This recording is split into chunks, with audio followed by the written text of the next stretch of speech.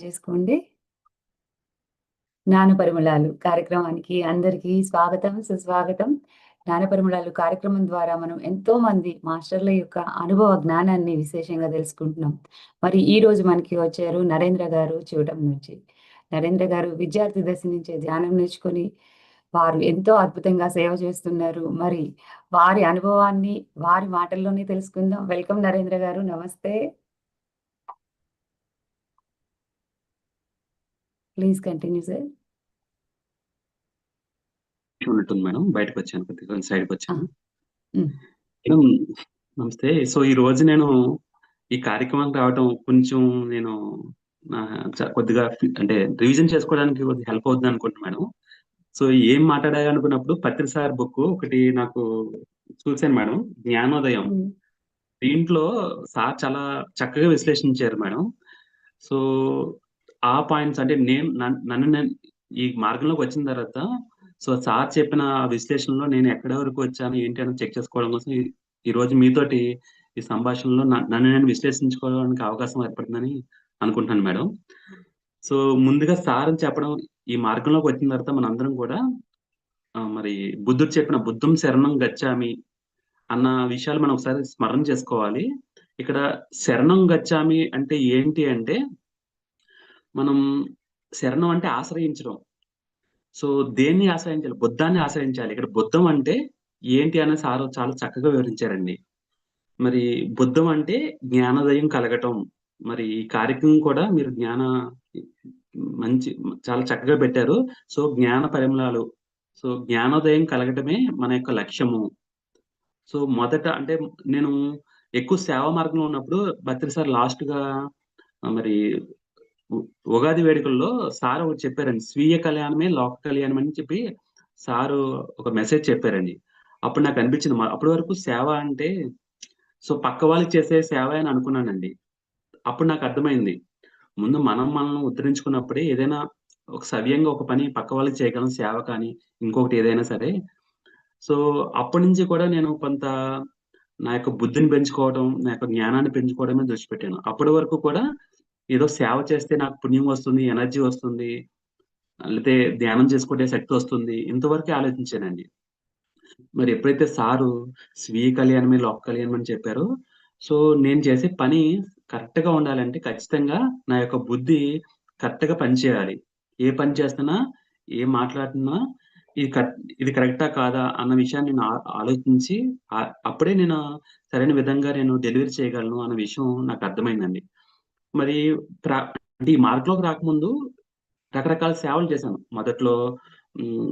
ఏదో పళ్ళు అంటే అనాథాశ్రమాలకి కొన్ని కొన్ని డొనేషన్ చేయటం. సో, అలాగే తర్వాత రక్తదానాలు చేయటం. ఇవే నేను చాలా మంచి కార్యక్రమాలుగా అలాగే ప్రతి గురువారం అన్నదానాలు చేయటం, ఫుడ్ ప్యాకెట్లు సప్లై చేయడం. ఇదే చాలా మంచి కార్యక్రమాలు. అలాగే నాకు ఏ అలవాట్లు లేవు. Bad habits. సో, ఇదే నేను మంచిగా ఉన్నాను అనే అనుకునేవాడినండి. మరి ఈ మార్గంలోకి వచ్చిన తర్వాత ప్రతిసారిని కలిసిన తర్వాత అసల బుద్ధు బుద్ధత్వం అంటే ఏంటి? అన్నది ముందు తెలుసుకున్నాను. ముందు నాలోని లోపాలు అప్పటి వరకు నేను చాలా మంచివాడిని అనుకున్నది నాలో ఎన్ని లోపాలున్నాయో గ్రహించడం గమనించుకున్నానండి. ముందు జీవహింస. మరి మరి గురువుగారిని కలిసిన వెంటనే జీవహింసను వదిలిపెట్టడం. అది ఒక మొదటి మెట్టయితే, అలాగే ఈ మార్గంలోకొచ్చిన తర్వాత మరి ఎంతోమంది సేవ చేసే వాళ్ళని గమనించడం. ముఖ్యంగా మరి ఈస్ట్ గోదావరి మాస్టర్ ద్రాక్షారామం రామారావు గారని కానీ, మళ్ళీ పల్లవి సీన్ గారు ఇలా ఎంతో మందిని చాలా దగ్గరగా వాచ్ చేస్తూ, వాళ్ళతోటి తిరుగుతూ, మరి సేవంటే నిస్వార్థంగా చేయటం అని తెలుసుకున్నాను. అలాగే చేసేదానికి ఎటువంటి ప్రతిఫలం ఆశించకుండా, మరి పని చేయించడం కాదు, ముందు మనం ఒక అడుగు ముందుకు వెళ్లి ఎక్కడైనా ఆళ్ళేమో చూస్తున్నప్పుడు ఒక కార్యక్రమంలో ఎక్కడో ఎవరో ముందు ఒక ప్లేట్ వదిలేస్తారు. లేతే ఎక్కడో కొంచెం అన్నం మెతుకులు పడేస్తారు. టక్ వెళ్లి వీళ్ళు ముందు ఆ ప్లేట్‌ని తీసి కడిగేసి అక్కడ పెట్టడం. లేతే అక్కడ శుభ్రం చేయటం. దానివల్ల ఏం జరుగుతుందని గమనించుకున్నప్పుడు 10 మంది మళ్ళీ ఒక ప్లేట్ పడేస్తే అక్కడ 10 ప్లేట్లు వచ్చి చేరుతున్నాయి. లేతే కొంచెం దుక్కుంటే ఆ చెత్త దగ్గర మరింత చెత్త చేరుతుంది. కాబట్టి ఇనిషియేషను ముందు మనమే అది క్లీన్ చేసేసినప్పుడు సో, అక్కడ ఇంకొంచెం శుభ్రంగా చూసుకోవడానికి అంటే చెత్త పడేయకుండా ఉండటానికి ఆస్కారం దొరుకుతుంది. అలాగే ఒక పనిని ఎవరికైనా అప్పచెప్పినప్పుడు మనం చేయకుండా చెప్తున్నప్పుడు ఎవరు కూడా అంగీకరించరు. ఎందుకంటే ఈ సేవా మార్గంలో సో, ఎవరు పెయిడ్‌గా అంటే ఏదో డబ్బులు తీసుకొని చేసే పని కూడా కాదు. ఇంక్లూడింగ్ కొంతమంది మనం సర్వీస్‌లో పనికి డబ్బులు పెట్టించుకున్నా వాళ్ళు కూడా కొంత అయిష్టంగానే చేస్తారు. ఎప్పుడైతే మనం ముందుండి ఒక ఆ కార్యక్రమాన్ని మనమే పెద్ద పాలేరులాగా చేస్తున్నప్పుడు, వాళ్ళు కూడా చాలా ఇష్టంగా పని చేస్తారు అన్న విషయాన్ని నేను మరి వీళ్ళందరి ద్వారా నేను గ్రహించాను. సో, సేవ అంటే మొదట్లో నేను జస్ట్ శరీరంతోటి చేసే పనులే అని అనుకునేవాడినండి మార్గంలోకొచ్చినప్పుడు. తర్వాత తర్వాత అంటే ఎలాగైతే నేను ఇదివరకు కొన్ని కొన్ని పనుల్ని అది కరెక్ట్ కాదు. దాని తర్వాత ఇది కరెక్టు అని అనుకున్నాను. ప్రతి విషయంలోనూ సో, ఒక్కొక్క మెట్టు తెలుసుకుంటున్నాను. ఓకే. ఇదే కాదు సేవ అంటే రకరకాల సేవలున్నాయి. ప్రతిసారి సేవ అన్న వర్షన్‌లో రకరకాలు మనం ఉన్నాయి ఎంచుకోవాలి అని ఒక్కొక్కటి తర్వాత స్కూల్స్‌లోకి వెళ్లి పిల్లలకి చెప్పడం. సో, దాని ద్వారా నేను ఎంతో నేర్చుకున్నానండి. ముఖ్యంగా మొదట్లో నేను కొన్ని ముఖ్యంగా సాధన పెద్దగా చేసేవాడిని కాదు. మరి పిల్లలకి క్లాసులు చెప్తున్నప్పుడు వాళ్ళని ఖచ్చితంగా ధ్యానం చేయమని చెప్పేవాళ్ళం. సో, వారందరూ కూడా ఉదయం లేచి చక్కగా స్నానం చేసి కూర్చునేవారు. సో, వారందరిని రకరకాల అనుభవాలు చెప్తుంటే సో, నాకు కూడా చాలా ఆసక్తి పెరిగింది. మరి నేను కూడా ఉదయాన్నే లేవడం, స్నానం చేయటం అలా. కానీ కొంత గ్యాప్స్ అంటే ఇన్‌కన్సిస్టెన్సీ అనేది ఉండేది. తర్వాత మరి నేను 10 మందికి చెప్పాలంటే నేను కొంత నేర్చుకోవాలి. మరి ఏంటి? అని ఆ తర్వాత నాకు తటవర్తి రాఘవరావు గారితో సాన్నిహిత్యం పెరగటం. మరి వారి ద్వారా ఒక క్రమశిక్షణ సాధారణంగా తల్లిదండ్రులైనా ఎవరైనా మనల్ని ఈ జ్ఞాన మార్గంలో ఎదగమని ఎక్కువ ప్రోత్సహించరు. అంటే బాగానే చేస్తున్నామంటారు కానీ, మనలో ఉన్న ఈ లోటుపాట్లని, మిస్టేక్స్‌ని చెప్పేవాళ్ళు చాలా తక్కువ మందుంటారు. మరి రాఘవరావు గారిని కలిసిన తర్వాత ఏంటంటే, ఆయన చెప్పే విధానంలో మిస్టేక్స్ చెప్పడం, లేకపోతే ప్రతిరోజు ఒక టాపిక్ కొత్త టాపిక్ గురించి, ముఖ్యంగా ఆత్మ గురించి, ఆత్మ సేవల గురించి, దీని గురించి చెప్పడం. సో, నాకు ఒక కొత్త వేలో ఇంకా కొంత జ్ఞానాన్ని పెంచుకోవడానికి అవకాశం ఏర్పడింది. అంతే కాదండి. సో, ప్రతిసారి చెప్పిన మెయిన్ కోర్ కాన్సెప్ట్స్ ఏంటి? ఈ బుద్ధం శరణం గచ్చామి, ధర్మం శరణం గచ్చామి, సంఘం శరణం గచ్చామి అన్నది ఏంటి అన్నది కొద్ది కొద్దిగా అర్థమవుతుందండి. అసలు మనం ఈ మార్గంలోకొచ్చామంటే ఎందుకు వచ్చాము? ముందు మన దుఃఖం నుంచి మనం బయటపడడానికి. అలాగే నాలో ఉన్న లోపాల్ని సరిచేసుకోవడానికి. మరి ఖచ్చితంగా నాలో ఉన్న లోపాల్ని ఒక్కొక్కటిగా ముందు తెలుసుకోగలుగుతున్నానండి. తెలుసుకోగలుగుతున్నాను. అలాగే ఏదైనా ఒక లోపాన్ని ఒక మిస్టేక్‌ని చేస్తున్నప్పుడు వెంటనే అరే! ఇది కరెక్ట్ కాదు అన్న స్ఫురణ చా చాలా తొందరగానే వస్తుంది. నెక్స్ట్ టైమ్ అంటే తప్పు చేసినా నెక్స్ట్ టైము ఆ తప్పుని సరిదిద్దుకోవడానికి లేకపోతే నెక్స్ట్ చేయకుండా ఉండటానికి అవకాశం ఏర్పడుతుంది. అలా ఎన్నో తప్పులు మాటలు పక్క వాళ్ళని ఏదన్నా ఒక మాటని కోపంలో సరి చేసుకోవడం, మళ్ళీ వెంటనే సారీ చెప్పడం, లేతే అటువంటి తప్పు మరలా చేయకపోవడం, ఇవన్నీ కూడా నెమ్మది నెమ్మదిగా సరి చేసుకున్నానండి. మొదట్లో మరి పెద్ద దోషాలైన ఈ జీవహింస అవి వదులుకోవడం ఒక ఎత్తైతే, ఆ అబద్ధాలు ముఖ్యంగా కొన్ని విషయాల్లో జాబ్స్‌లో అబద్ధాలు ఆడేవాడిని. హెల్త్ బాగున్నా, బాగోపోయినా సిక్ లీవ్ పెట్టడం, అవన్నీ కొద్ది కొద్దిగా తగ్గించుకుంటూ, కొంచెం నిర్మోహటంగా నాకు పలానా ధ్యాన కార్యక్రమానికి సెలవు కావాలి అని చెప్పే స్థాయికి ఎదగగలిగాను. సో, ఇంకాస్త ఇంప్రూవ్‌మెంట్ అయినప్పుడే నేను హ్యాపీగా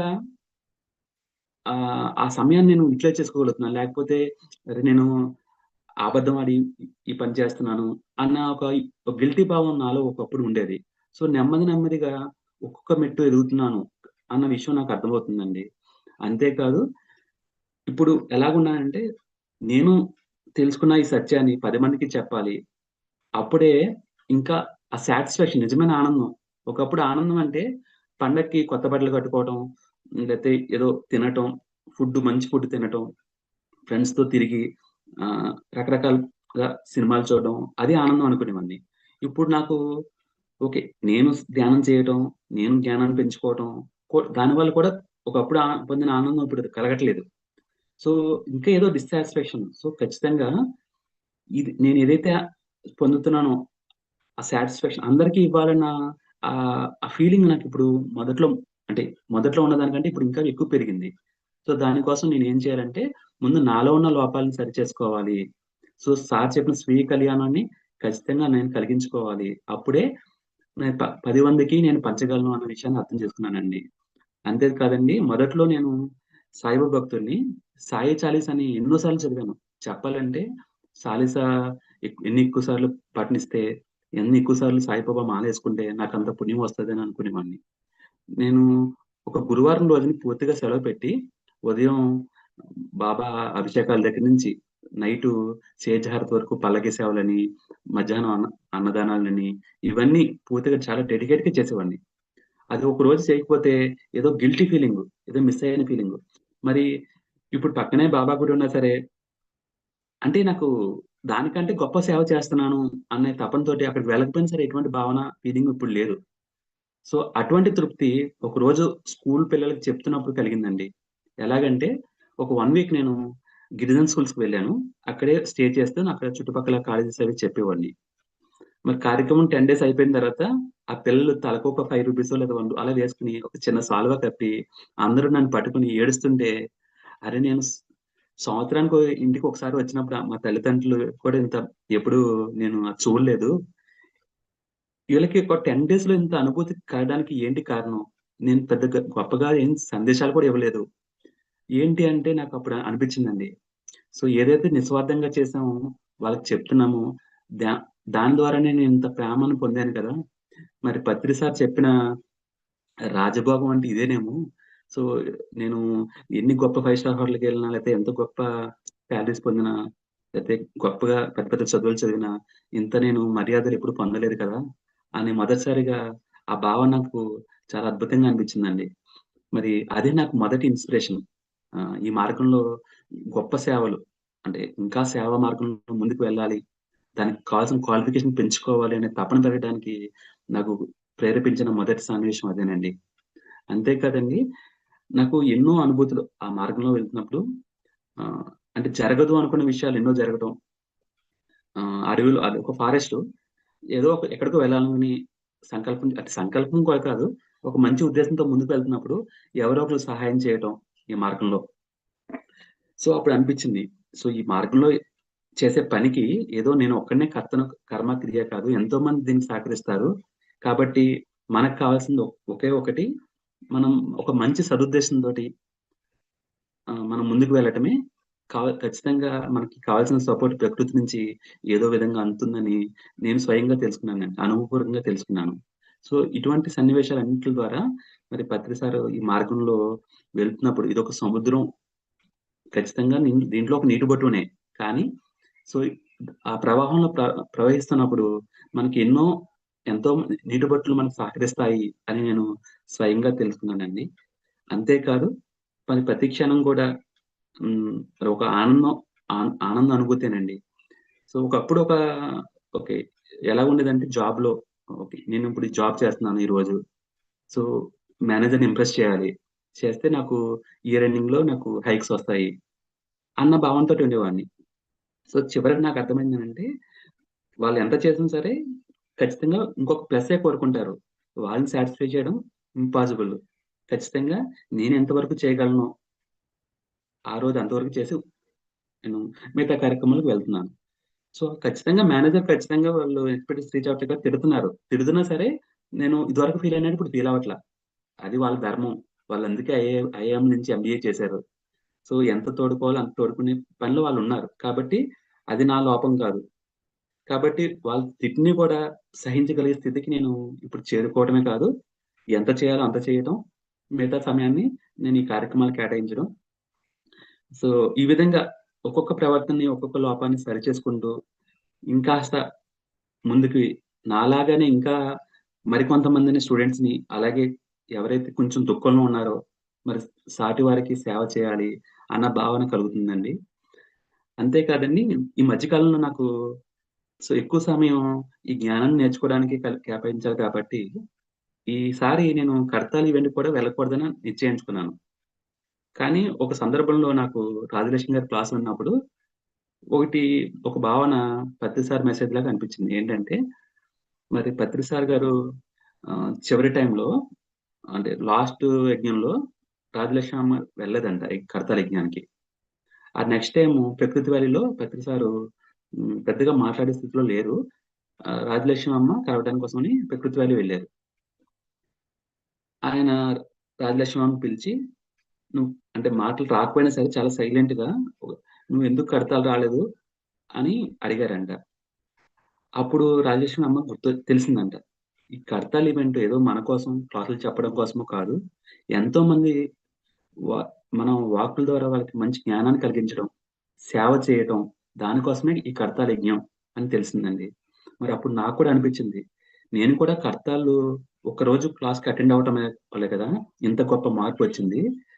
ఒకరోజు అంటే నాకు మార్పొచ్చిందో మీకు చిన్న సందర్భం చెప్తానండి. మరి కడతాలు రావడానికి కారణం ఒక రిటైర్డ్ హెడ్ మాస్టర్ గారు మా ఇంటికొచ్చి నన్ను ఈ పత్రి సార్ దగ్గరికి తీసుకెళ్లారు. సారు మెడిటేషన్ చేయించారు.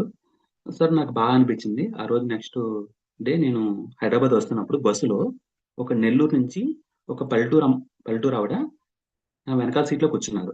అలాగే నా పక్కన ఒక రిటైర్డ్ ఎంప్లాయీ యూఎస్ నుంచి వచ్చి ఇక్కడ సెటిల్ అయిన అతను ఉన్నారు. వీళ్ళిద్దరూ చెప్పిన సంభాషణలు నన్ను ఎంతగానో ఇన్‌స్పైర్ అయినాయి. ఎంత ఇన్‌స్పైర్ అయినాయంటే, నా వెనకాల కూర్చున్న మేడం చెప్తున్నప్పుడు నా కళ్ళ నుంచి నీరొస్తుంది. ఆవిడ చెప్పిన అనుభవాలు, ఆ అనుభూతులన్నీ చెప్తున్నప్పుడు నాయే సొంత అనుభూతులుగా ఫీలయ్యాను. అలాగే నా పక్కనున్న సార్ చెప్పిన విషయాలు అంటే ఆయన అంత ఇంటలెక్చువల్ అంటే చాలా హైలీ ఎడ్యుకేటెడ్ మంచి స్కాలరు. సో, నాకప్పుడొక ఒక మంచి నమ్మకం ఈ సొసైటీ మీద. సో, ఇంత గొప్ప తెలివైన వ్యక్తిని ఈ మార్గం నమ్మారంటే ఇది ఏదో ఉంది. అలాగే ఒక అంటే ఏమి చదువుకోలేని ఆమె ఇంత గొప్పగా మాట్లాడుతుందంటే ఈ ఈ దీంట్లో ఏదో ఉంది. సో, ఆ రోజు నుంచి వాళ్ళిద్దరూ చెప్పిన ఆ యొక్క అనుభవాలు, వాళ్ళకి నాలెడ్జ్ వల్ల నేను ఈ మార్గంలో రావటం జరిగింది. మరి ఇదే విధంగా నేను కూడా ఆ కర్తాల యజ్ఞంలో పాల్గొని ఏదో ఒక క్షణం నాకు అవకాశం వచ్చినప్పుడు ఎవరో ఒకరికి మరి ఇదే విధంగా నేను పొందిన అనుభవాలను చెప్పినప్పుడు వాళ్ళలో ఖచ్చితంగా మరి మార్పు రావచ్చు కదా! కాబట్టి నేను మిస్ అవ్వకూడదు. కాబట్టి నేను కూడా లీవ్స్ పెయిడ్ లీవ్స్ అయినా పర్వాలేదు. ఖచ్చితంగా 10 డేస్ అక్కడ ఉండాలని నిశ్చయించుకొని, మరలా నేను తీసుకున్న డెసిషన్ చేంజ్ చేసుకోవడం జరిగిందండి. ఈ విధంగా అంటే ప్రతి ఒక్కటి మరి పత్రి సార్ చెప్పారంటే దాంట్లో చాలా సూక్ష్మమైన విషయం ఉంటుంది. అది గ్రహించాలంటే మన బుద్ధి కరెక్ట్‌గా పనిచేయాలి. మరి బుద్ధి కరెక్ట్‌గా పనిచేయాలంటే మరి సరైన సాధన చేయటం, సరైన సేవ చేయటం. ఇదొక నేను అప్పుడప్పుడు అనుకుంటాను. పత్రి సార్ చెప్పిన మరి స్వాధ్యాయం, సజ్జన సాంగత్యం ఇవన్నీ కూడా ఒక ప్యాకేజ్. సేవ ఇవన్నీ కూడా ఒక ప్యాకేజ్ ఎందుకంటున్నానంటే అండి, నేను రీసెంట్‌గా రమణ మహర్షి ఆశ్రమంలో సేవ చేయడానికి వెళ్ళాను. అక్కడ ఏమంటారంటే స్వామి అంటే తప్పు పట్టడం కాదు. కేవలం ఆత్మ విచారణ ద్వారానే మనం ఆ ధ్యాన స్థితిని పొందుతాము అని అంటారు. మరి అందరూ నేను చాలా మందిని చూసాను. చాలా మతాల నుంచి వెళ్తున్నారు. కనీసం మాంసాహారులుగా కూడా శాకాహారులుగా కూడా మారలేదు వాళ్ళు. ఎందుకంటే ఆత్మ విచారణ అన్నది అంత చిన్న విషయం కాదు. ఎన్నో జన్మల కృషి వల్లే అది కలుగుతుందన్న విషయం నాకర్థమైందండి. మరి పత్రి సారు మనందరికీ ప్యాకేజ్ సో, సేవ చేస్తూ, స్వాధ్యాయం చేస్తూ, మరి గొప్ప గొప్ప యోగుల పుస్తకాలు చదువుతూ, మరి ఈ ధ్యానాన్ని, శ్వాస అనే గురువుని పట్టుకున్నప్పుడు ఖచ్చితంగా మనలో మలిన మనసు శుద్ధి అవుతూ ఉంటుంది. నేను అప్పుడప్పుడు అనుకునేవాడిని. ఏది ముందు నా సాధన కుదరాలంటే ఆలోచనలొస్తున్నాయి. ఆలోచన రావడానికి కారణం నా మలిన మనసు. సో, ముందు మలిన మనసు క్లియర్ అవ్వాలంటే ఏం చేయాలంటే మళ్ళీ శ్వాస మీద ధ్యాస. విత్తనం ముందా? చెట్టు ముందా అంటే కన్‌ఫ్యూజ్ అయిపోతాం అండి. అప్పుడు నేను ఆలోచించినప్పుడు ఇవన్నీ కూడా చేస్తూ అంటే సార్ ఏదైతే చెప్పారో ఈ 4 ఆచరిస్తున్నప్పుడు ఆటోమేటిక్‌గా మనసు శుద్ధి అవుతుంది. జ్ఞానము కుదురుతుంది. కాబట్టి ఎంతో ఆలోచించి ప్రతి సారు మరి పిరమిడ్‌ని కూడా పెట్టడానికి కారణం మరి నాకు సాధన కుదరట్లేదు. మరి ఏంటి అంటే కొంత ఎనర్జీస్ దీని నుంచి తీసుకొని సాధనకి కొంత హెల్ప్ అవుతుంది. అలాగే ఈ పౌర్ణమి ధ్యానాలు, ప్రకృతిలో ధ్యానాలు రకరకాలు సార్ ఇవన్నీ కూడా మనం అంటే నాలాంటి కొంచెం పామర్ మూర్ఖుడే అని కొంత తక్కువ స్థాయిలో ఉన్న వ్యక్తిని మరి ఎదగడానికి ఇవన్నీ కూడా టూల్స్‌లా ఉపయోగపడతాయి. వన్స్ ఒక మంచి స్థాయికి ఎదిగిన తర్వాత ఇవన్నీ అవసరం లేదు. చెవిటమ్మ గారిలాగా మరి రోడ్ మీద కూర్చున్నా సరే మీకు చెవిటమ్మ గారి గురించి పాయింట్ వచ్చింది కాబట్టి చెప్తానండి. మొదట్లో ఆవిడ ఈ మార్గంలోకి వచ్చిన కొత్తలో చెవిటం ఊర్లో. మాది చెవిటమేనండి. మా నాన్నగారాళ్ళు చెప్పేవారు. మొదట్లో ఆవిడ చాలా కాలం శ్మశానంలో ధ్యానం చేశారు. ఎందుకు అంటే ఆవిడకి నిశ్శబ్దమైన ప్రదేశం కావాలి ధ్యానానికి. ఆవిడ మనసు చిత్తం నుంచి బయటకు రావాలంటే ఖచ్చితంగా ఒక నిశ్శబ్ద ప్రదేశం కావాలి కాబట్టి ఆవిడ అక్కడ చాలా కాలం సాధన చేశారు. మరి ఒకప్పుడు వర్షంలో తడుస్తుంటే ఊర్లో వాళ్ళు ఆవిడని పిలిచి ఒక చిన్న పూరి గుడిసె వేశారు. ఆ పూరి గుడిసె పక్కనే చిన్న బావి ఉండేది. అందరూ నీళ్లు తోడుకునేవారు. ఆవిడ సరే అందరూ పిలిచారు కదా అని వచ్చి అక్కడ సాధన చేస్తున్నప్పుడు ఆ బావిలో తోడుతున్న శబ్దం కూడా ఆవిడని డిస్టర్బ్ చేసేది. ఆ పూరి గుడిసెని పీకేసి మరలా శ్మశానానికెళ్ళిపోయారు. అట్లా అక్కడ చాలా కాలం సాధన చేసి, ఒక మంచి స్థితి పొందిన తర్వాత, ఆవిడ తర్వాత రోడ్ మీద కూర్చొని కూడా సాధన చేసుకునేవారు. అంటే మంచి హైవేలో రోడ్లు అంటే ఈ వెహికల్స్ అన్ని వెళ్ళినా సరే, ఆ సమయంలో ఆమెను డిస్టర్బ్ చేసేది కాదు. కాబట్టి నేను గమనించిందేంటంటే, మొదట్లో మనకు మంచి ధ్యాన స్థితి కలిగే వరకు, ఈ ప్రాక్టీస్ బాగా అయ్యే వరకు, ఒక నిశ్శబ్ద ధ్యానాన్ని అలవాటు చేసుకొని, తర్వాత ఎటువంటి పరిస్థితుల్లో అయినా మనం ధ్యానం చేయగల శక్తిని ఆహ్, ఆ కేపబిలిటీని మనం సంపాదించుకున్న తర్వాత, మనం ముందుకు వెళ్ళాలి అని అనిపించిందండి. అలాగే మరి ఇక్కడ రకరకాల ధ్యానాలు, రకరకాల జ్ఞానాలు అంటే జ్ఞానం గూడా నేను ఒక్కొక్క మాస్టర్ వచ్చి ఒక్కొక్కటి చెప్తా ఉంటారు. సో, దాంట్లో కొంత ఒక 10% మంచి ఉంటుంది. 90% మనకు అనవసరం విషయాలు ఉంటాయి. కాబట్టి మనం ప్రతి ఒక్కరి నుంచి కూడా ఈవెన్ 1% అయినా సరే గ్రహించాలి. మరి ఈసారి బుక్‌లో చెప్పడానికి కారణం ఒక పక్కన ఎన్‌లైట్‌మెంట్ ఉంటుంది. ఒక పక్కన జ్ఞానోదయం ఉంటుంది. సో, నాతో సహా, బుద్ధుడితో సహా ప్రతి ఒక్కరు ఇంకా నేర్చుకోవాలి, ఇంకా నేర్చుకోవాలని తపనతోటి ఉంటారు. ఇక్కడ 90.9 90.99 అంతే తప్ప 100% ఎవరికీ అవ్వదు. సో, ప్రతి ఒక్క వ్యక్తి కూడా నిత్య విద్యార్థి లాగానే ప్రతి ఒక్కరి దగ్గర నుంచి నేర్చుకుంటూనే ఉండాలి అనే విషయం చాలా స్పష్టంగా చెప్పారండి. అందులో క్లియర్‌గా చెప్పారు. మీరు 40%లో ఉండొచ్చు. నేను 90%లో ఉండొచ్చు. లేతే అంతే తప్ప ప్రతి ఒక్కరు కూడా జ్ఞానోదయం పొందిన వ్యక్తే. బుద్ధుడు కూడా ఈ సంసారాన్ని విడవక ముందు కూడా జ్ఞానోదయం పొందిన వ్యక్తే. కాబట్టే ఈ బుద్ధత్వాన్ని పరిపూర్ణంగా పొందాలని తపన అతనిలో మొదలైంది. సో, మీరందరూ కూడా బుద్ధుళ్ళే. ఏదో ఒక స్థాయిలో మీలో బుద్ధత్వం ఉంది. సో, బుద్ధత్వం అంటేనే జ్ఞానోదయం పొందాలనే ఆకాంక్ష. అది మీరందరిలో ఉందంటే మీరందరూ బుద్ధుళ్ళే అని చాలా స్పష్టంగా చెప్పడం జరిగిందండి. కాబట్టి మరి ఏ ఎంతోమంది మాస్టర్స్ ఉన్నారు. మరి, మరి షిరిడి సాయిబాబా కూడా చెప్పారు ఒక సందర్భంలో. ఒక వ్యక్తి వచ్చి, "గురువుగారు నాకు మంచి గొప్ప జ్ఞానాన్ని అందించండంటే" ఆయన ఆ వ్యక్తిని ఒక చిన్న పని పని పిల్ల దగ్గరికి పంపిస్తారు. అంటే ఒక ఊరికి వెళ్లి అక్కడ పని పిల్ల నీకు జ్ఞానాన్ని బోధిస్తది వెళ్ళు అని చెప్తారు. అప్పుడు మరి గురువు మీద మాటతోటి అక్కడికి వెళ్తారు. కానీ అతనికి ఒక అపనమ్మకం. ఆ అమ్మాయి ఏంటి నాకు నేర్పించేది చిన్న పిల్ల అని. మరి అక్కడికి వెళ్ళిన తర్వాత ఏం నేర్చుకుంటారంటే, ఆ చిన్న పిల్లకి ఒక బట్టలిచ్చినప్పుడు, ఆ అమ్మాయి ఏం చేస్తదంటే, ఆ నెక్స్ట్ రోజు మంచి బట్టలు కట్టుకొని అందరితోటి చాలా ఆనందంగా, హాయిగా ఆడుతూ, పాడుతూ తిరుగుతుంది. మరలా ఆ బట్టలు విప్పేసి అంతే ఆనందంతోటి తన పని చేసుకుంటుంది. అంటే అప్పుడు అతనికి ఏం కలుగుతుందంటే, ఉన్నప్పుడే కాదు, లేనప్పుడు కూడా మనం అటువంటి ఆనంద స్థితిలోనే ఉండాలి ఎప్పుడు. ఎ ఎ అన్న అన్న విషయం ఆయన గ్రహిస్తారు. సో, ఆ రోజు చాలా తృప్తిగా ఫీలవుతారు. మరి ఎందుకు బాబా గారు నన్నిక్కడ పంపించారు? ఖచ్చితంగా దీనికొక అర్థం, పరమార్థం ఉంటది అన్న విషయం ఆయన గ్రహించారు. మరి అదే విధంగా మనం కూడా సార్ చెప్పిన ప్రతి పనిలోను, ప్రతి సంఘటన నుంచి కూడా మనం ఏదో ఒకటి నేర్చుకునేది ఉంటుంది అనే తపనతో మనం వెయిట్ చేస్తున్నప్పుడు, అది మనల్ని రీచ్ అవుతుంది అన్న విషయం నాకు అర్థమవ్వడం జరిగిందండి. మరి సమయం అయినట్టుంది. మరి అదే విధంగా మనం అందరం కూడా కర్తాల యజ్ఞంలో కలుసుకొని, మరి అక్కడి నుంచి సార్ చెప్పిన విధంగా ఎంతో గొప్ప జ్ఞానాన్ని, గొప్ప అనుభవాలు మనం అందరం కూడా పొందాలని చెప్పి, మీ అందరిని మరి కర్తాల్ ఈవెంట్‌కి మరోసారి ఇన్వైట్ చేసుకుంటున్నాను మేడం.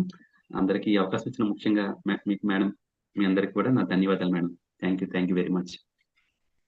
థ్యాంక్ యూ అండి. మీ జర్నీ చెప్పండి. అసలు ధ్యానంలోకి మీకు రావటానికి ప్రేరేపణ ఎలా కలిగింది? ఆ విషయాలు. ఆ! మా అమ్మమ్మ గారు బేసిక్‌గా ఒక స్పిరిచ్యువల్ పాత్‌లో ఉండేవారు. నన్ను సిద్ధాశ్రమం తీసుకెళ్ళేవారు. సో, చిన్నప్పుడు. సో, నాకు కొంత ధ్యానం మీద ఇంట్రెస్ట్ ఉండేది. బట్ నేనెప్పుడు అది చేయలేదండి. సో, చిన్నప్పటి నుంచి కూడా నేను సాయిబాబా భక్తుడిని. సో, హైదరాబాద్‌లో చిన్న టెంపుల్ మెయింటైన్ చేస్తూ, అంటే కొంచెం నిర్వహణలో ఉంటూ, దానికి సంబంధించిన కార్యక్రమాలు చూస్తూ, మాలలేసుకుంటూ ఎక్కువ మందిని షిరిడీ తీసుకెళ్తూ ఉండేవాడినండి. సో, అటువంటి టైంలోనే ఒక రిటైర్డ్ హెడ్ మాస్టర్ గారు మా ఇంటికొచ్చి నన్ను ప్రతిసారి దగ్గరికి తీసుకురావడం జరిగింది. బేసిక్‌గా నాది ట్రిపుల్ ఐటీ హైదరాబాద్‌లో ఎంటెక్ అయింది. అంటే సంపాదన పరంగా కానీ పెద్దగా నాకేమి ప్రాబ్లమ్స్ ఏం లేవు. బట్ ఏంటంటే ఒక రకమైన స్పిరిచువాలిటీ మీద ఇంట్రెస్ట్ ఉండేది.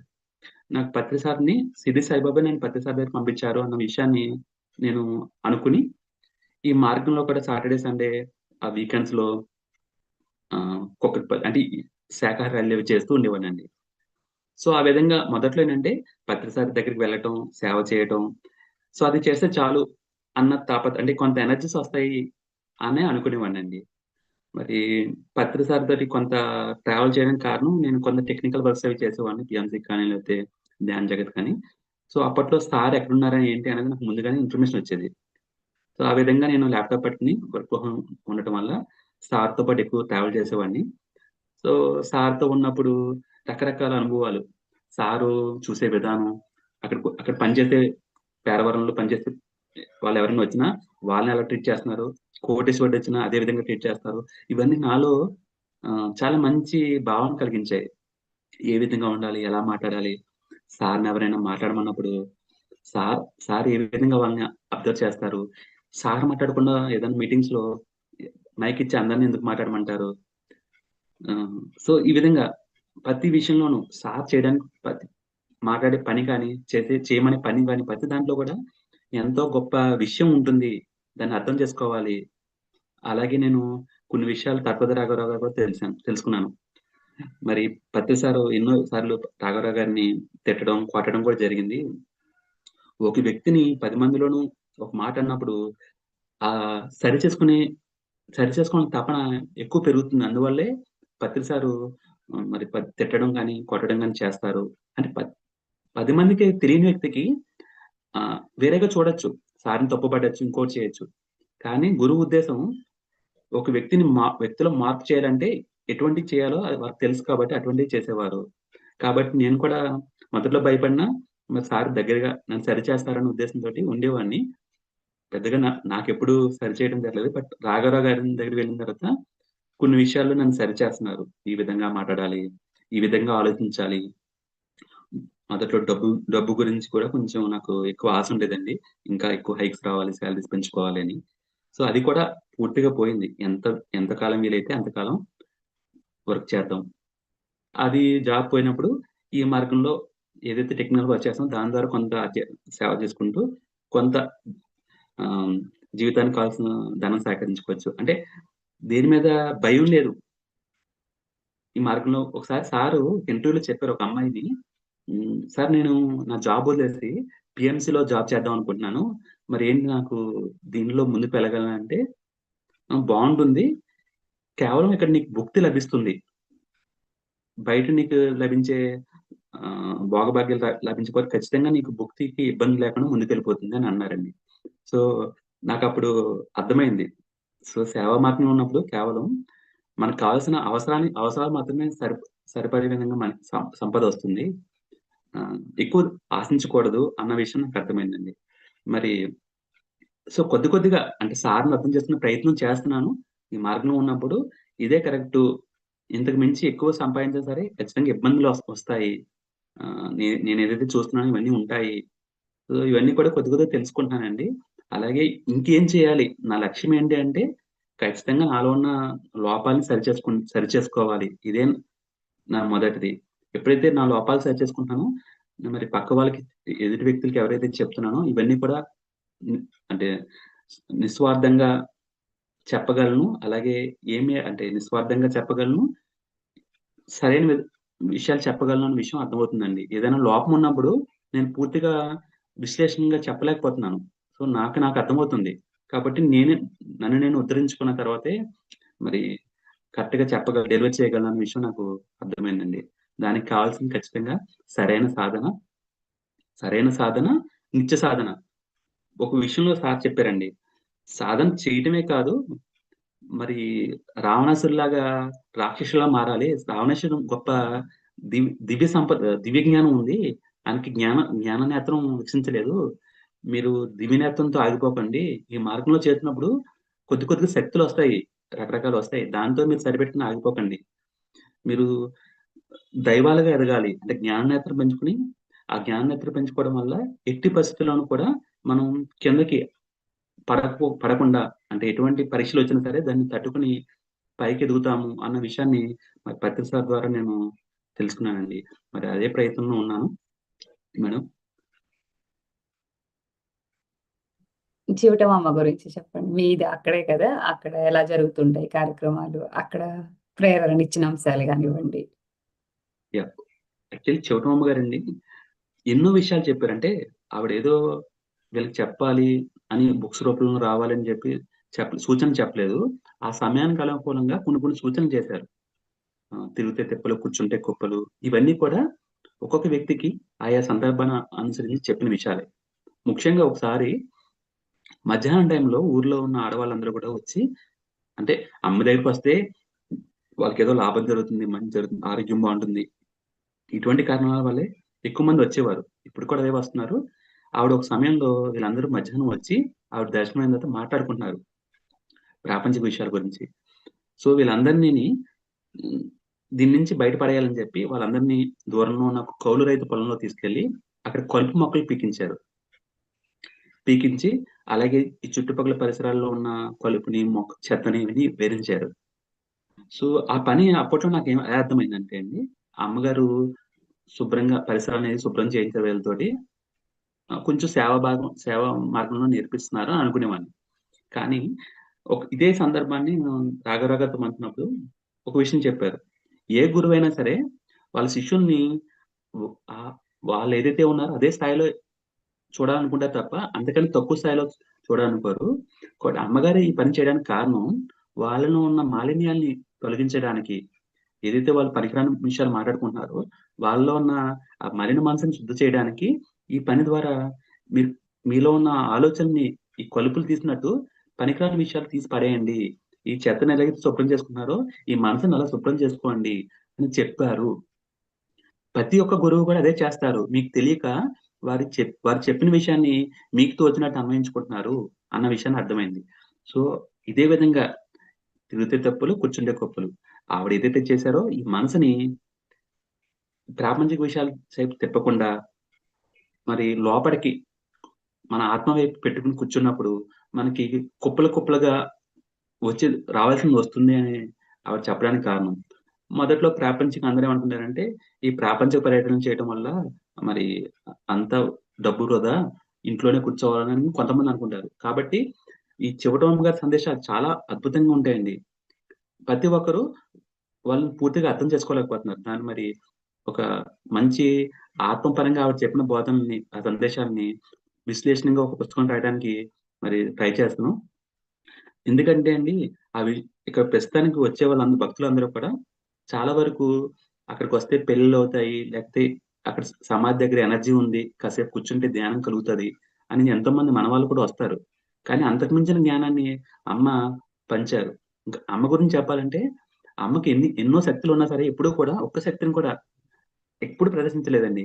కేవలం ఆవిడ చనిపోయిన తర్వాత లేతే మరి భరద్వాజ్ మాస్టర్ గారు, సురేంద్ర బాబు గారు వీళ్ళందరూ వచ్చి అమ్మ యొక్క గొప్పతనాన్ని చెప్పడం వల్లే తెలిసింది గానీ ప్రపంచానికి, ఇంక్లూడింగ్ చివటం గ్రామస్తులకు కూడా తెలియకపోతే సురేంద్ర బాబు గారు వచ్చి అందరికి చెప్పారు. అమ్మ ఇలాంటి స్థితిలో ఉన్నారు. గొప్ప వ్యక్తి.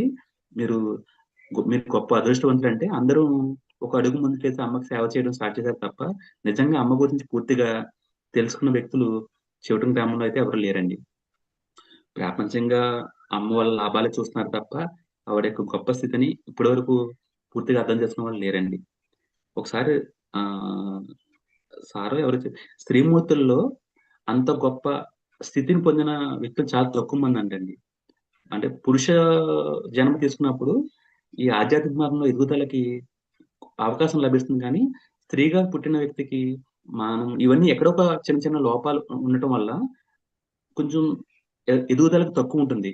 కాబట్టి ఓన్లీ చాలా తక్కువ శ్రీమూర్తులే అంత గొప్ప స్థితికి అందులో చివటమ్మ గారు ఒకరని చెప్పి మరి సార్ చెప్పడం జరిగిందండి.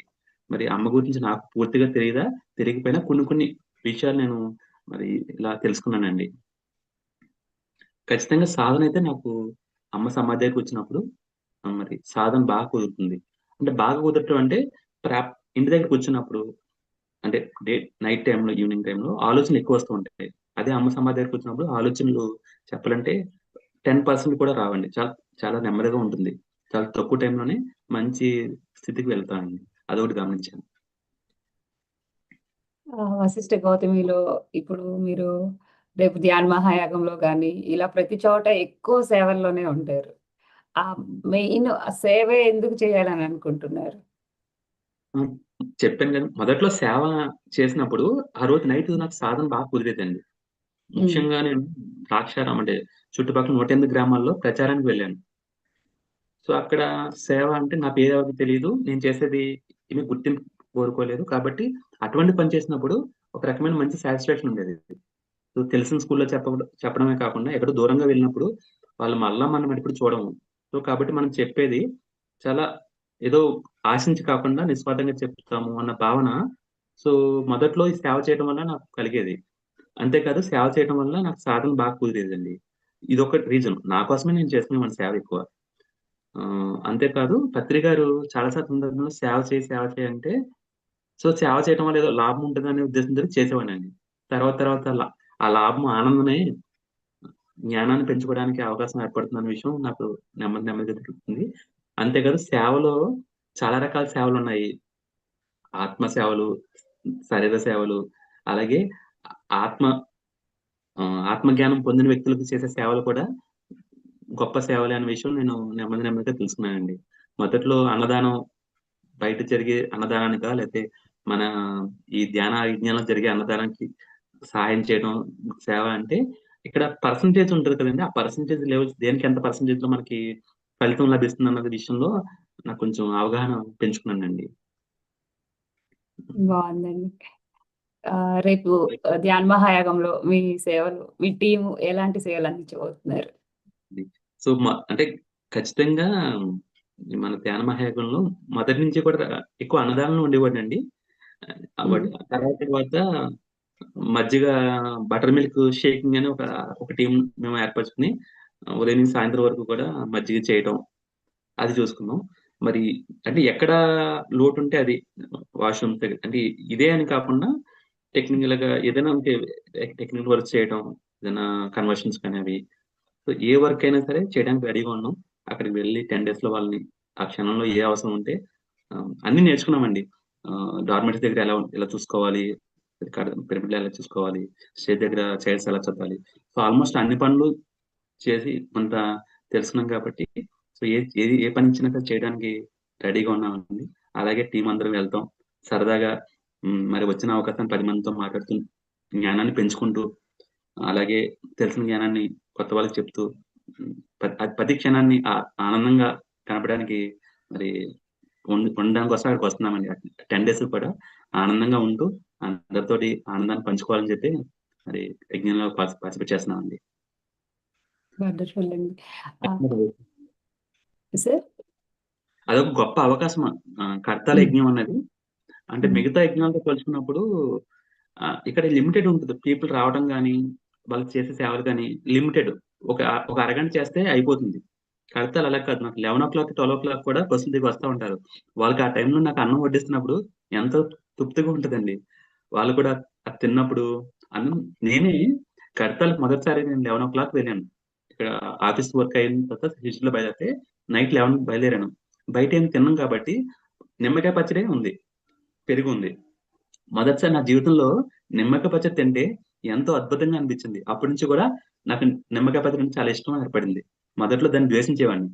సో, అక్కడ ఒక అమృతమే అండి. ఏం తిన్నా సరే.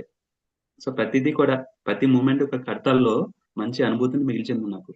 నైట్ టైము వడ్డించడం గాని, లేతే ఎవరైనా అయిపోయినప్పుడు వెళ్లి వీళ్ళెవరికైనా చెప్తే మళ్ళీ లేచి వండుతా ఉంటారు. ఈ మధ్యన కొంచెం నేను వంటల దగ్గర కూడా చూసుకోవడం వల్ల ఏదైనా ఫుడ్ అయిపోతే అక్కడున్న హ్మ్, మాస్టర్‌లకి చెప్తే వాళ్ళు లేచి ఏదో ఒకటి ప్రిపేర్ చేసి రసము, కొద్దిగా రైసు ప్రిపేర్ చేసి ఇస్తా ఉంటారు. అలా అదొక ఆనందం అండి. ప్రతి విషయంలో కూడా కడతాలన్నది ఖచ్చితంగా సంవత్సరానికి డిసెంబర్ ఎండింగ్‌కి నెక్స్ట్ ఇయర్‌కి కావాల్సిన ఎనర్జీస్‌ని ఖచ్చితంగా అందిస్తూ ఉంటదండి కడతాల్ ఈవెంట్. చాలా అద్భుతంగా సంవత్సరం అయిపోయేసరికి ఇది అయిపోయిందని కాకుండా రాబోయే సంవత్సరానికి మనకి ఇన్‌స్పిరేషన్. సో, అక్కడి నుంచి ఎనర్జీస్ తీసుకోవడమేనంటారా? లేకపోతే ఒక ఆనందాన్ని, అనుభూతిని క్యారీ చేయడం అన్నది ఖచ్చితంగా జరుగుతుందండి కడతాల్ ఈవెంట్ ద్వారా. హ్మ్. కడతాల్ ఈవెంట్‌కి మేము జోలు పడతాం. హ్మ్. కర్తలు ఈవెంట్ అని కాదు, ఏ ఈవెంట్‌కైనా జోలు పెడతాం. సో, అలాగా కొంత సేకరిస్తామండి. సేకరించి నాకు తీసుకొస్తూ ఉంటాం. మీ పైన బుక్స్ ప్రభావం. బుక్స్ చదువుతుంటారా? యాక్చువల్లీ ఒకప్పుడు తక్కువండి. ఇప్పుడు ప్రతిరోజు జూమ్స్‌లో అంటే ఆల్‌మోస్ట్ 1 వీక్‌కి ఒకసారి జూమ్‌లో క్లాస్ చెప్పాల్సొస్తుంది కాబట్టి, చెప్పిన హ్మ్. విషయాలే మళ్ళీ చెప్పకూడదు. చెప్తే సార్ తిడతారు, రాఘవరావు సారు. కాబట్టి పుస్తకాలు అది కూడా ముందు పత్రిక సార్ పుస్తకాలేనండి. ఎందుకంటే సార్ చాలా అద్భుతమైన జ్ఞానం అందించారు. ముందు అది తెలుసుకున్న తర్వాత ఆల్‌మోస్ట్ అన్ని బుక్స్ కొన్నాను. సో, మొదట్లో అయితే పాత్రిక సార్ పుస్తకాలన్నీ కూడా చదువుతున్నాను. దాని గురించి విశ్లేషణ చేసుకొని హ్మ్. మెయిన్ పాయింట్స్‌ని నాకు నేను తెలుసుకుంటూ పక్క వాళ్ళకి కూడా తెలియజేసే ప్రయత్నం చేస్తున్నానండి. ఖచ్చితంగా పుస్తకాలైతే టైం కేటాయిస్తున్నాను.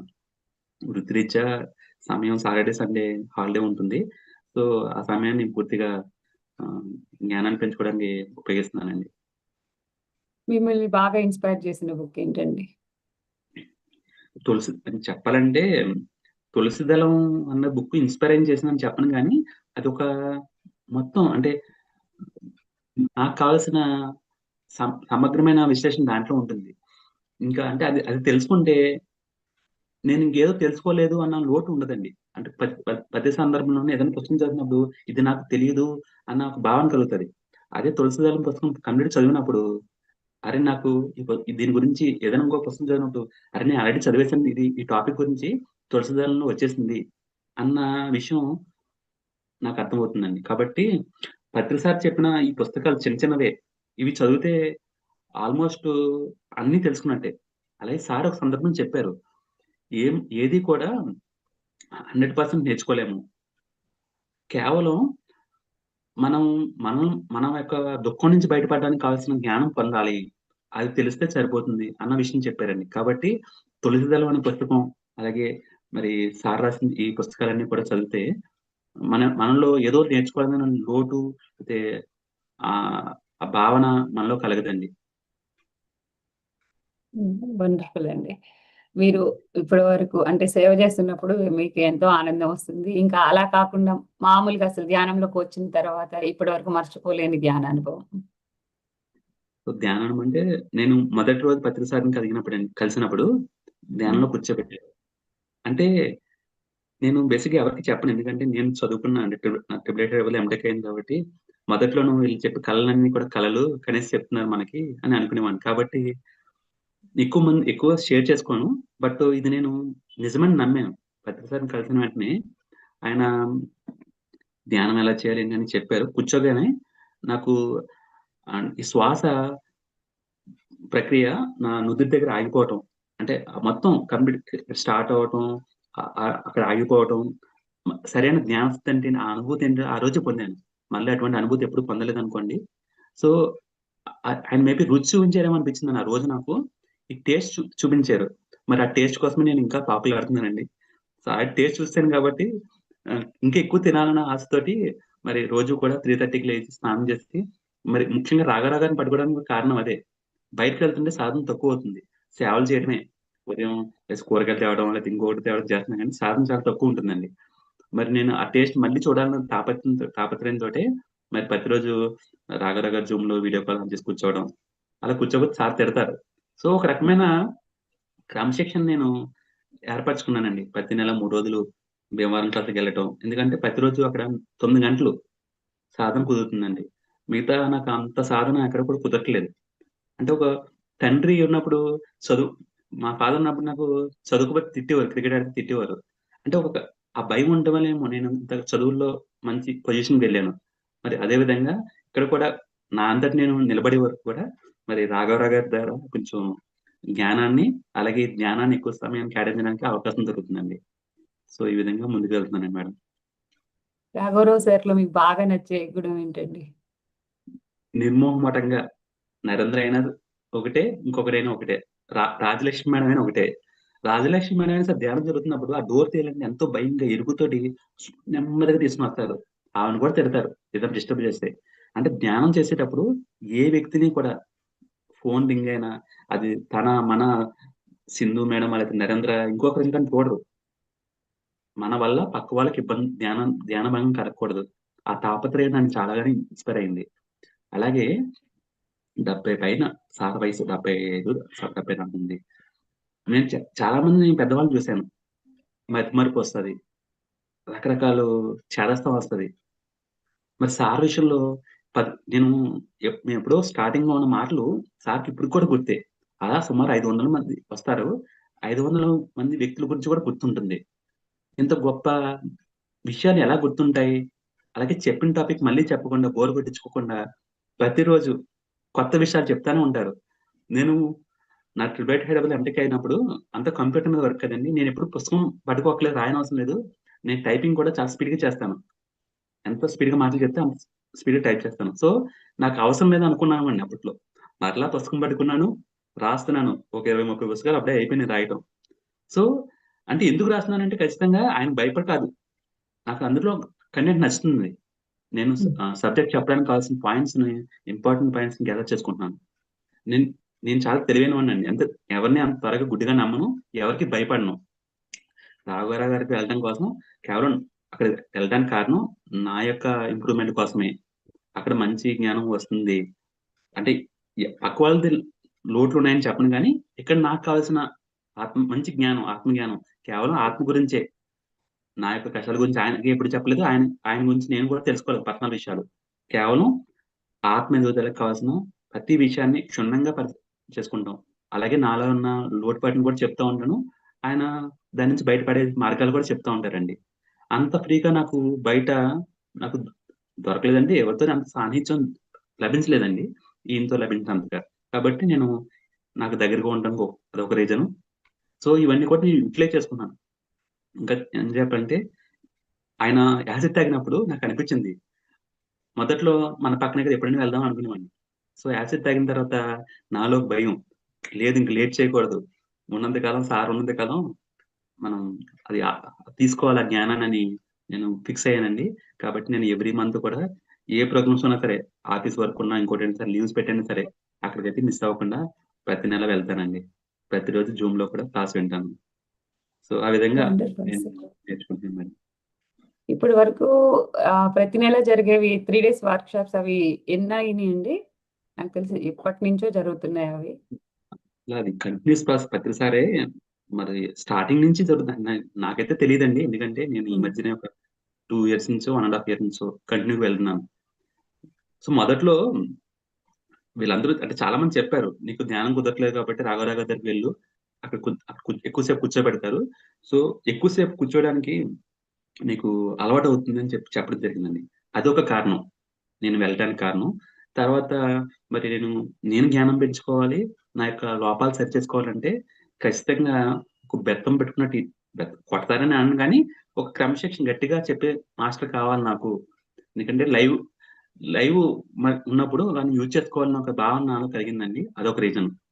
మరి నేనైతే చాలా మంది రకరకాల సార్ తిడతారు, కొడతారు అంటే ఆయనేమి అక్కడ పట్టుకెళ్ళి నాకు కొంతమంది ఫ్రూట్స్ పట్టుకెళ్తారు. కొంతమంది రకరకాలు పట్టుకెళ్తారు. కానీ నేనెప్పుడు ఏమి పట్టుకెళ్ళలేదు. వాళ్ళకంటే బాగా నన్నే చూస్తారు. అంటే ఎందుకు చూస్తారంటే, "నీకా కేపబిలిటీ ఉంది నరేంద్ర. నీకు బుద్ధిని ఇంకా సరిచేసుకోవడానికి అవకాశం ఉంది. నీ ద్వారా ఇంకా ఎన్నో పనులు జరగాలి. కాబట్టి ఫోకస్ మీ మీద పెడుతున్నాను" అని అంటారు. కాబట్టి ఆయనలో నేను లోపాలు లేవని నేననుకుంటున్నాను. ఆ లోపాలు కూడా మమ్మల్ని సరిచేయడానికి ఆయన నటిస్తున్నారని అనుకుంటున్నానండి. లేకపోతే ఆ వయసులో తిట్టడాలు ఎందుకండి?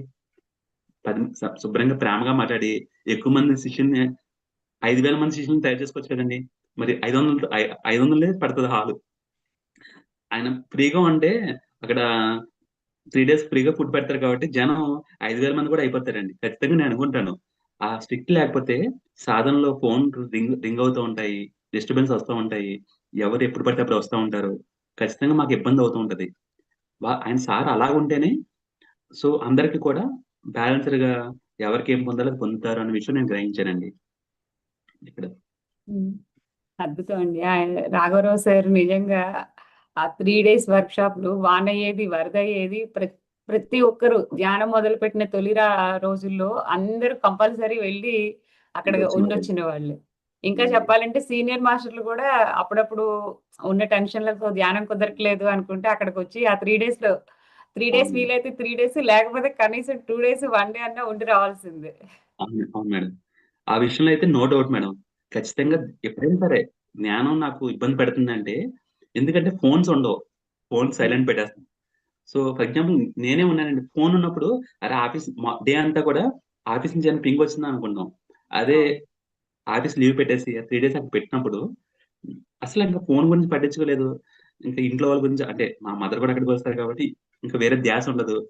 ఆహ్, వర్క్ లేచామా, ధ్యానం నుంచి బయటకొచ్చామా, అరగంటలో తిన్నామా, మళ్ళీ వచ్చి కూర్చున్నామా సాధనలో. ఇంతే ఉంటుంది మేడం. ఇంకా చెప్పాలంటే ఉదయం 3:30కి లేస్తాం. నైటు 10:30కి పడుకుంటాం. ఆ సమయం కూడా తెలియట్ల. హ్మ్. అంతలాగా 3 డేస్ అయిపోతుందండి అక్కడ. చాలా అవును. అద్భుతంగా ఉంటుందండి.